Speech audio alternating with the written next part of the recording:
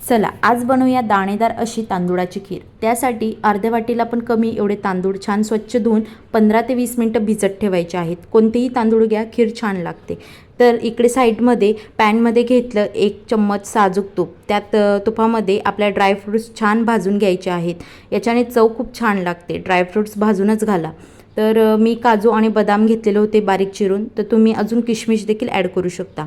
अर्धा लिटरला पण थोडं जास्त दूध होतं माझ्याकडे, सो हे 4 लोकांच्या हिशोबाने ही खीर बरोबर होते।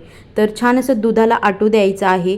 थोडी उकळी आली, साय यायला लागली की त्यानंतर आपल्याला लगेचच त्यात घालायचे आहे जे आपण भिजून ठेवलेले तांदूळ होते ते। तुम्ही याला वाटून सुद्धा घालू शकता, पण अख्खे तांदूळ घातले की अजून छान लागतं। आणि तुम्हाला जर तांदूळ बारीक हवे असतील तर शिजल्यानंतर तुम्ही मॅश करू शकता तिथल्या तिथे।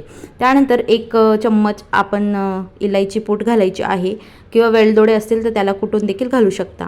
त्यानंतर 1 वाटी, छोटी वाटीच होती त्याच वाटीने साखर मोजली, 1 वाटी साखर घातली। छान अशी आपली खीर अजून 10 मिनिटं होऊ दिली। खीर तयार आहे।